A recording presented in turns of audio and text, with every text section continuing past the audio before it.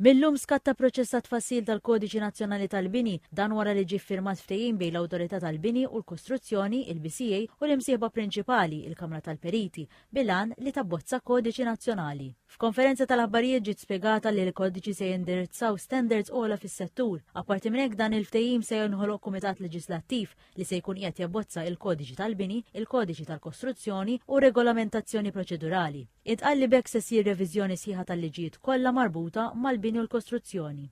Il-kap eżekuttiv tal-Awtorità Rodrigo Bonnici spjega lil TVM News li minkejja li 17 il-kodiċi tal-bini jridu jiġu abbozzati kollha sa 3 snin oħra, il-kodiċi se jiġu pubblikati gradwalment u mhux f'salt. Ma jfissirx li ħan nistennew li 317 kollha jiġu pubblikati kollha f'daqqa.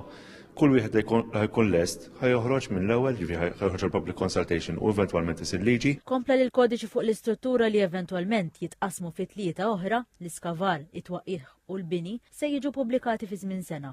Il-minaħa tiegħu l-President tal-Kamra tal-Periti Andre Pizzuto elenkat 3 prioritajiet l-istruttura u li l-bini jkun protett minn nirien. U fl-opinjoni tiegħi t-tielet waħda għandha tkun il-konservazzjoni tal-enerġija fil-bini, anke minħabba il-prezzijiet tal-enerġija u s-suq internazzjonali u anke minħabba l-impatt fuq il-klima li l-settur tagħna għandu.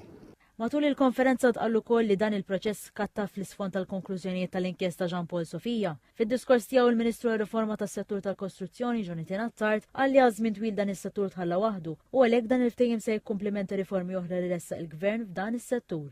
Qal li dan il-pass kien mistenni huwa msejjes fuq il-Kodiċi Ewropej tal-Bini biex bekk Malta wkoll se jkollha l-Kodiċi Nazzjonali tagħha.